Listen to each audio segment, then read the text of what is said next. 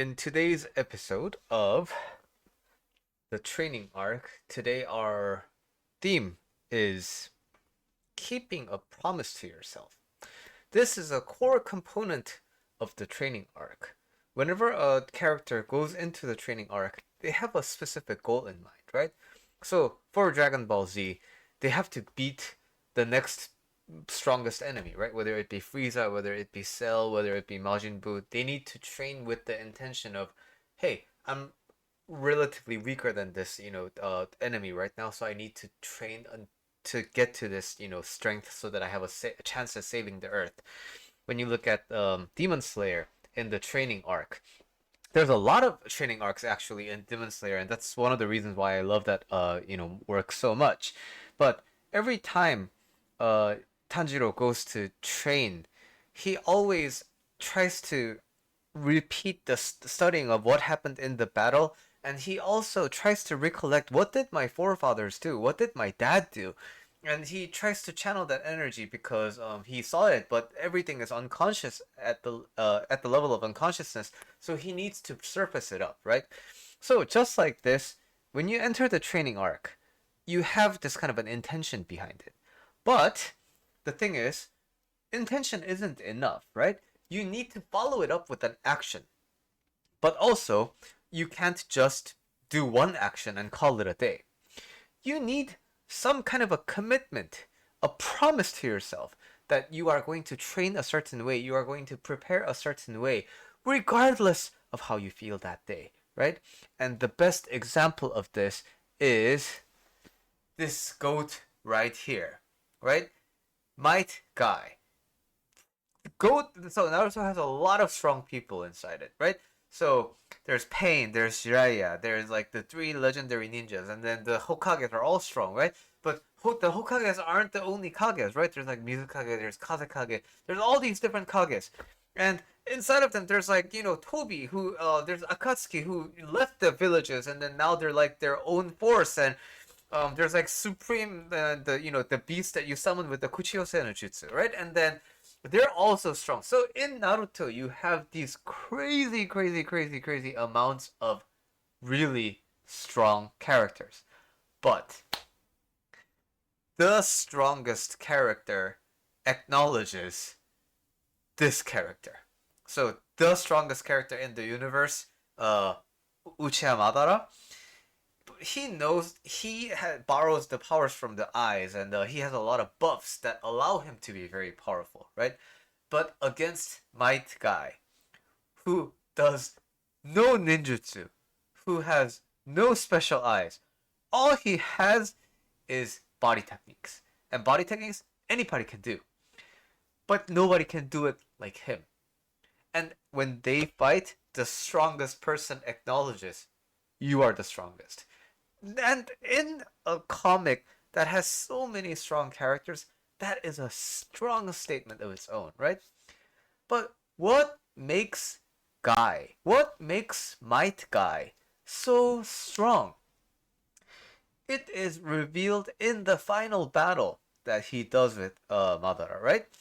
He, at first, Might Guy seems like a kind of a dork. He seems like a comic character who is just exists for foil effects in the storytelling.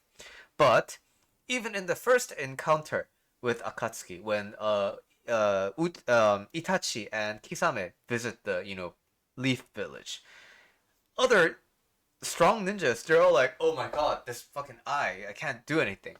But Guy is the only person who says, "Don't look at them in the eye. Just look at their footsteps, and then you can see what they're gonna do." And they say, "But you're the only person who can realistically do that, right?" So even from the get go, although he seems like a really funny guy and generally dorky character, you can you have hints of how this guy is already at the next level. And I still remember the holy fucking shit moment when he did the morning peacock, right? When he did the morning peacock, like, and you have the entire 2 pages of him just like going crazy with the fist. Let me actually show you a picture of it. This is insane, right? And for a guy who loves comic books, this just he has a lot of other cool techniques, but I think the Morning Peacock was the first one that made me genuinely cool. Like, wow, this is some next level shit. But in the final level, in the final fight against Uchiha Madara, he has some flashbacks telling him like how he got to be there. Um, and also in Kakashi's flashbacks, he remembers how when he was a kid, he used to look down on my guy. But then Kakashi's father, Hakumo, I think his name was, he says, "Hey, don't underestimate that kid. He has the potential to be the greatest ever." And he was right, right? So just like that, how do you go from that kind of a young potential to the strongest, like to the goat of the goat inside of a universe? And it is the commitment. It's the promise that you keep to yourself, right? And this isn't some mysterious thing that is kept secret to anyone. He actually says it in the work, right? Like the important thing is you always keep a promise to yourself. When you make a promise to yourself, you're the only one who can keep it, and you are the only one who keeps yourself accountable. So when you don't make, commit when you don't keep a promise to yourself, you can't be strong. That's like the entire premise of how Guy got strong. So he does some ridiculous things, right? Oh my god, I failed to do something, so I'm gonna do a handstand, and then I'm gonna, walk down the schoolyard like 5 times or whatever.